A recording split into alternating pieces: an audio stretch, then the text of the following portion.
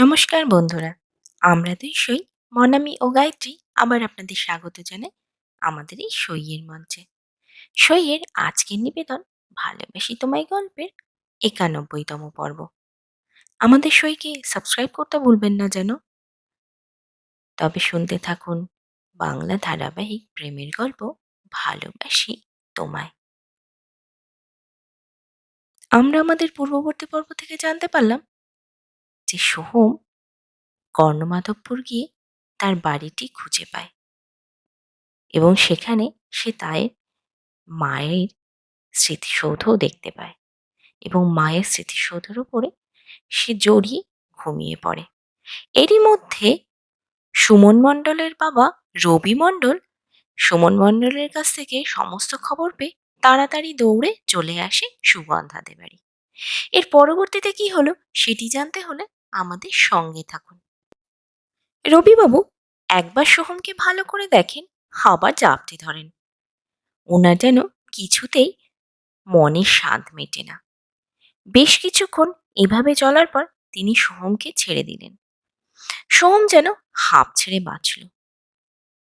রবিবাবু বললেন, হ্যাঁ রে, অপূর্বটা আমার জন্য কিছু পাঠায়নি রে। সোহম বলল, কি পাঠাবে? আরে কোনো চিঠিপত্তর, কতদিন যোগাযোগ নেই, ও তোকে কিচ্ছু দিয়ে পাঠাবে না?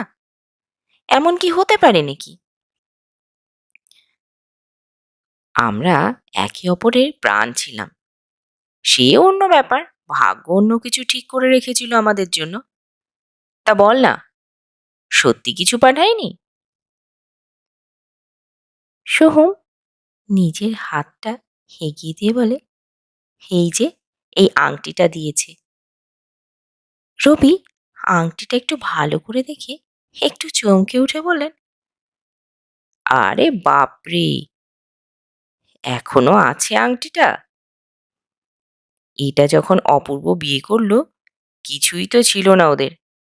কাকু মানে অপূর্বের বাবা এই আংটিটা আর অরুণার জন্য একটা চেন দিয়ে পাঠিয়েছিলেন। তা তোর হাতে এই আংটি জামাই করবে নাকি?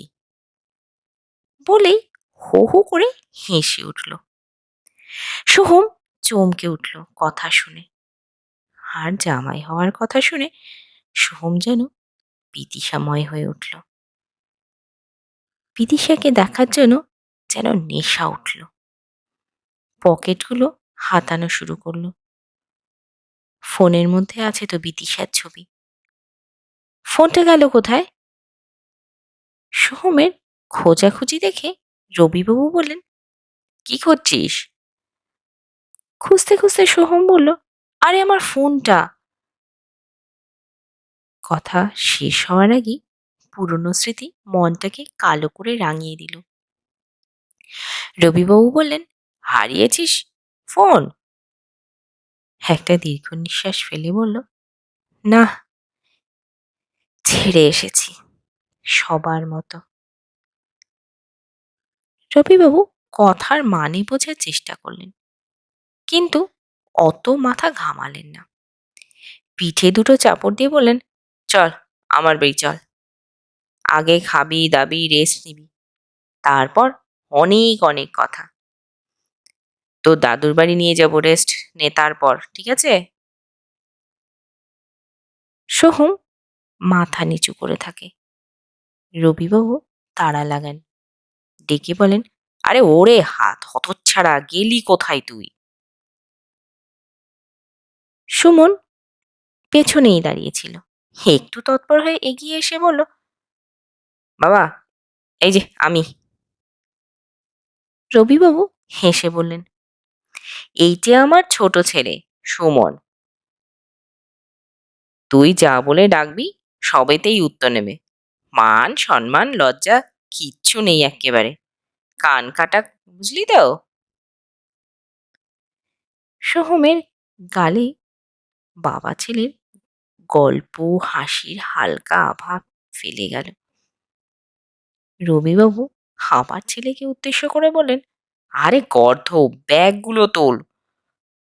আর শোন, মাকে ফোন করে বল ভালো কিছু রাঁধতে। ওই ছাই ফাঁস খাওয়ানো যাবে নাকি ওকে? বল, কিছুক্ষণের মধ্যেই আসছি। সুমন আর দেরি করে না, বাবার আদেশ মতো কাজে লেগে পড়ে। রবিবাবু সোহমের কাঁধে হাত দিয়ে পুরনো স্মৃতি আওড়াতে আওড়াতে বাড়ির সামনে এসে দাঁড়াতেই অবাক। সোহমও অবাক। রবিবাবু মুখ হাঁ করে দাঁড়িয়ে পড়লেন। বাড়ির সামনে ভিড় জমে গেছে। রবিবাবু কিছু বলতে যাবেন, কোত্থেকে এক ভদ্রমহিলা বেশ বয়স্ক এসে সোহমকে জড়িয়ে ধরে হাউ হাউ করে কেঁদে ফেললেন। উনি নাকি সুগন্ধার বান্ধবী ছিলেন। একে একে সবাই এসে বিভিন্নভাবে দেখতে থাকলো সোহমকে, যেন সবাই জাদুঘরে এসেছে। সবার মুখে একই কথা, মায়ের মুখ বসানো। কেউ বলছে এতদিনে সুগন্ধা শান্তি পাবে, কেউ কেউ সোহমকে আদর করতে করতে মায়ের গল্প বলে যাচ্ছে। সোহমকে যেমন দেখাও শেষ হয় না, প্রশ্ন করাও শেষ হয় না, আদরও করাও শেষ হয় না। সোহমের এসব অভ্যাসের বাইরে সোহম স্বপ্নেও ভাবেনি এমন পরিস্থিতিতে পড়তে পারে। নানা জনে নানা কথা, কে বাধা দেবে? বাধা দিয়ে রবিবাবু বললেন, এই যাও যাও, এখন ছেলেটা অনেক দূর থেকে এসেছে, খাবে দাবে রেস্ট নেবে, তারপর তোমরা গলা জড়িয়ে ধরে গল্প করো। ও এখানেই থাকবে কিছুদিন। সোহমের পিঠে হাত বুলিয়ে জিজ্ঞেস করলেন, কিরে, ঠিক বলিনি? বল।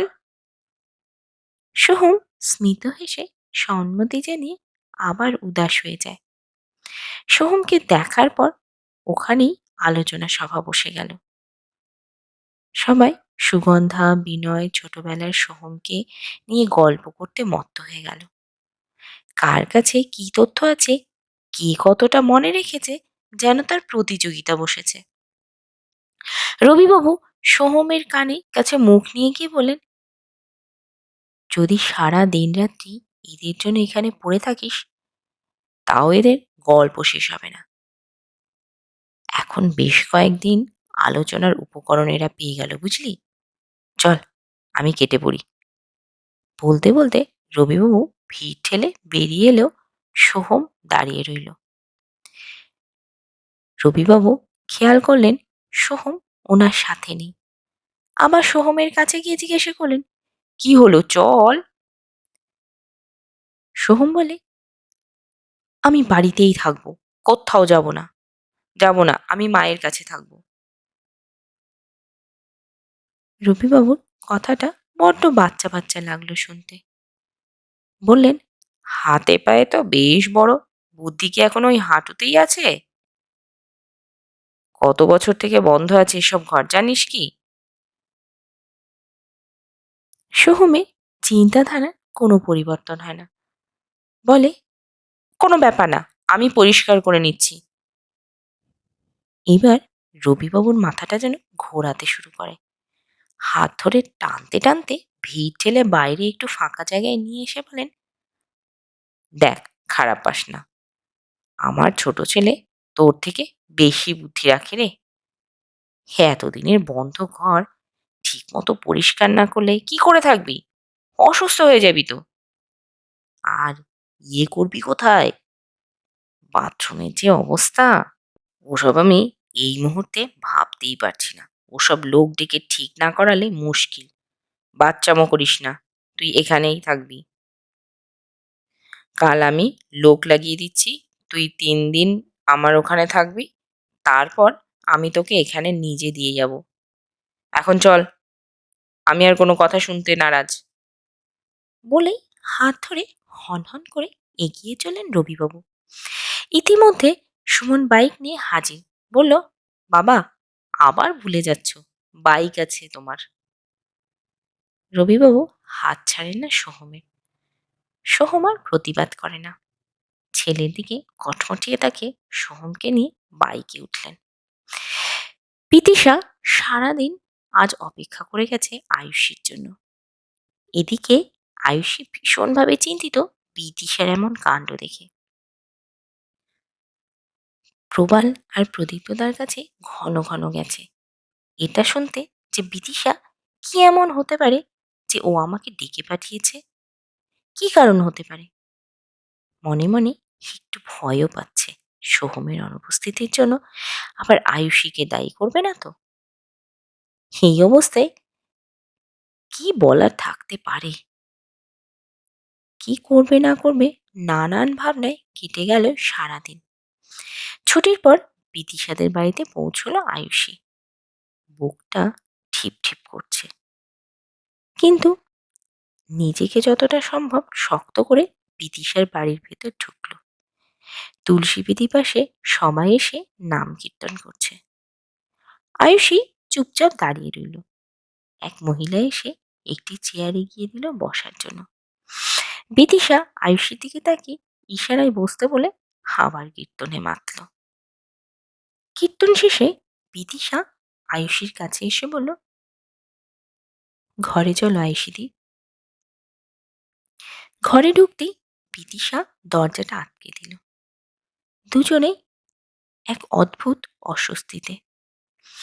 বিদিশা কি দিয়ে শুরু করবে বুঝতে পারছে না, আর আয়ুষী কি জিজ্ঞেস করবে সেটা বুঝতে পারছে না। দুজনেই নীরব হয়ে বসে রইল কিছুক্ষণ। বিদিশা উঠে দাঁড়ালো, সোহমের ফোন আর চুরকুটটা এনে আয়ুষীকে দেখিয়ে বলল, আমার প্রাপ্য আমায় দিয়ে গেছে সোহম। আয়ুষী চিরকুটটা পরে বিদিশার দিকে তাকালো। কি হাল করেছে চেহারার! কোথায় হারিয়ে গেছে পুরনো বিদিশা? সামনে যে যাকে দেখছে তার আগের রূপের সাথে মেলানোই যাচ্ছে না। চোখের তলার কালি পুরো দস্তুর, গাল দুটো কেমন যেন ভেঙেছে। চেহারার মধ্যে অদ্ভুত এক তামাটে রং যেন প্রলেপ দেওয়া হয়েছে মনে হচ্ছে। চুলগুলো যেন লালচে জটা ধরা। বিদিশার এ কদিনেই এমন হাল, কি পরিমাণ দুশ্চিন্তায় আছে ভেবেই আয়ুষীর বড্ড মনটা খারাপ হয়ে যায়। কিন্তু ওর হাতে কিচ্ছু নেই। চিরকুটটা বিদিশার দিকে এগিয়ে দিয়ে জিজ্ঞেস করলো, কে দিল এটা? বিদিশা গল্প বলতে গিয়ে কাঁদতে শুরু করে দিল। সাথে জানালো কি অসহায় অবস্থার মধ্যে দিয়ে যাচ্ছে ও। বাবা থাকলে একটা কথা ছিল, যে দুজন মানুষ বিদিশাকে বুঝতো সে দুজনই হাজার সাথে নেই। কিভাবে সবার সাথে লড়াই করবে বুঝে উঠতে হিমশিম খাচ্ছে বিদিশা। কথা বলতে বলতে হঠাৎ করে বিদিশা কেমন যেন বদলে গেল। কাছে এসে বলল, বলো, তুমি কি সত্যি জানো না সোহম কোথায়? আয়ুষী কি বলবে হঠাৎ করে এমন প্রশ্নে উত্তর খুঁজে পায় না। হাঁ করে তাকিয়ে থাকে বিদিশার দিকে। বিদিশা আবার জিজ্ঞাসা করে, বলো না আয়ুষীদি, সোহম কি তোমায় কিচ্ছু বলেনি? সম্বিতে ফেরে আয়ুষী। চেয়ার ছেড়ে উঠে দাঁড়িয়ে বলে, হে কেমন কথা বলছো বিদিশা? তুমি যা জানো না তা কি করে আমার পক্ষে জানা সম্ভব? আমারও দুশ্চিন্তা হচ্ছে সোহমকে নিয়ে, কিন্তু আমি সত্যিই জানি না ও কোথায়।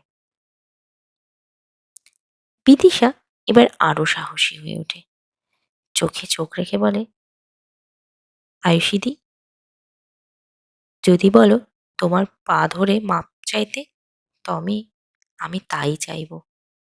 যা বলবে আমি তাই করব। শুধু একবার বলো সোহম কোথায়? আমি আর যে পারছি না, ওকে ছাড়া থাকতে একদম পারছি না গো। আয়ুষী অবাক হয়ে যায়, জিজ্ঞেস করে, এসব কি বলছো তুমি? ও কোথায় লুকিয়ে আছে তা আমি কি করে বলবো? কেন বিশ্বাস করছো না? সত্যি জানি না আমি কিছু। বিদিশা যেন আক্রমণে প্রস্তুত আয়ুষীকে বলে, আমি জানি তোমাদের দুজনের মধ্যে বিশেষ বন্ধুত্ব আছে। সোহম তোমাকে খুব মানে, আর তুমিও। সেটা তো অস্বীকার করতে পারো না। আর তুমি নিজেই স্বীকার করেছো দার্জিলিংয়ে শেষের রাতে ওর সাথে তুমি কাটিয়েছিলে। শেষের কথাটা শুনে আয়ুষী কেমন যেন ছিটকে যায়। ভ্রু কুঁচকে ঘৃণা ভরা দৃষ্টিতে বলে, ছি বিদিশা, তোমার বাবার শোকের সময় এসব নোংরা কথা তোমার মাথায় আসে কি করে? বিদিশা শোনে না কিছু, আর বুঝতেও চায় না।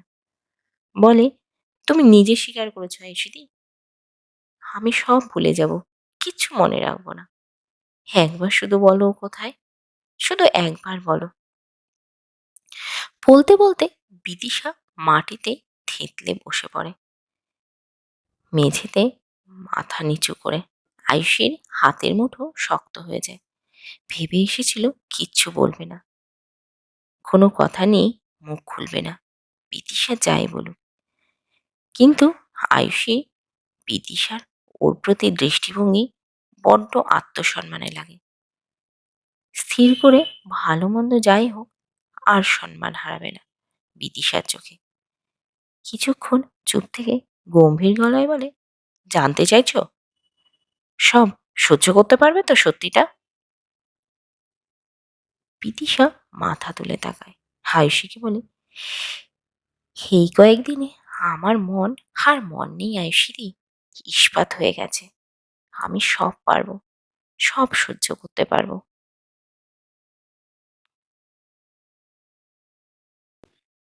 তো বন্ধুরা, কেমন লাগলো আজকের পর্ব? আজকের পর্ব কেমন লাগলো তা কমেন্টে জানান প্লিজ। আপনাদের একটিমাত্র কমেন্ট আমাদের এগিয়ে নিয়ে যেতে উৎসাহিত করবে। আর আমাদের গল্পটি ভালো লাগলে লাইক, কমেন্ট ও শেয়ার করুন। আর হ্যাঁ, সইকে সাবস্ক্রাইব করতে ভুলবেন না যেন। আজ এই পর্যন্তই। পরবর্তী পর্বে আবার দেখা হবে। ধন্যবাদ। ভালো থাকবেন।